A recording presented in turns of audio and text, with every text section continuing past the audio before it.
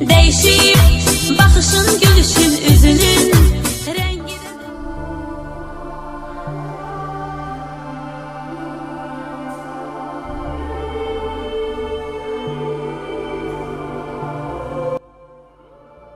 السلام علیکم ورحمت الله وبرکاته. قدرمنو لیدونکو دغه عکسونه تاسو ولیدل.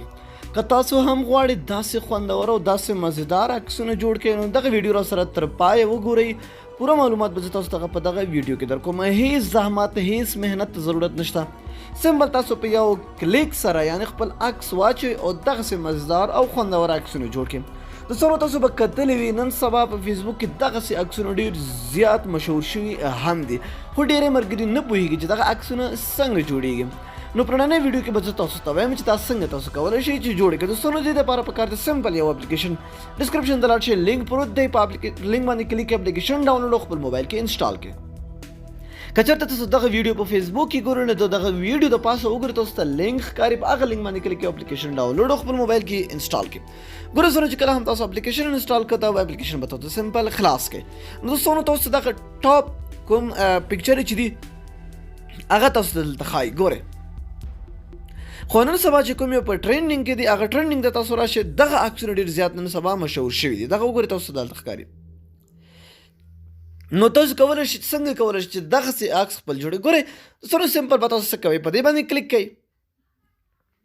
دلته وګورئ لاندې ستاسو عکسونه راځي، تاسو په خپل عکس باندې کلیک کړئ. چې کله هم تاسو په خپل عکس باندې کلیک کړئ نو تاسو دلته دغه نشان ښکاري، دغه نښه په دغه نښې باندې به کلیک کړئ او دلته به پروسیسینګ روان وي. چې کله هم دغه پروسیسینګ کمپلیټ شي نو اټومیټیکلی به ستاسو عکس خپله جوړېږي، نور هېڅ څه ته هم ضرورت نشته. دغه دوستانو تاسو ته ښکاري. ګورئ تاسو دلته په دې جمع کلیک دغه باندې کلیک کړئ، تاسو ایډ یور ټیکس دلته کولی شئ، خپل نوم دلته څه لیکل غواړئ ګورئ دلته نوم هم لیکلی شئ. د مثال په طور زه خپل نوم لیکم، دا وګورئ په دې چک باندې کلیک کړئ، دلته راشئ چېرته چې تاسو د کوم ډیزاین تاسو ورته ورکوئ دا ورکولی شئ. نو بیا به دغه چک باندې به کلیک کړئ او دلته وګورئ تاسو دلته افیکټس هم دلته اچولی شئ، مختلف افیکټس نورې هم دلته موجود دي. سمه ده چې څنګه ستاسو خوښ وي. نو ګورئ چې تاسو کله سیف کول غواړئ دغه په دې درې ټکو باندې کلیک کړئ، دلته سیف ټو ډیوایس. چې کله هم دا تاسو ولو ګاټ اټ کړئ او دلته په دې ډاونلوډ باندې به کلیک کړئ. چې کله هم تاسو په دې ډاونلوډ کلیک کړئ دلته به ایډ راشي، دغه ایډ به تاسو باندې ګورئ ایمیج سیفټ. نو تاسو چې اوس خپله ګیلري ته لاړ شئ نو ګورئ ستاسو عکسونه به ټول دلته پراته وي.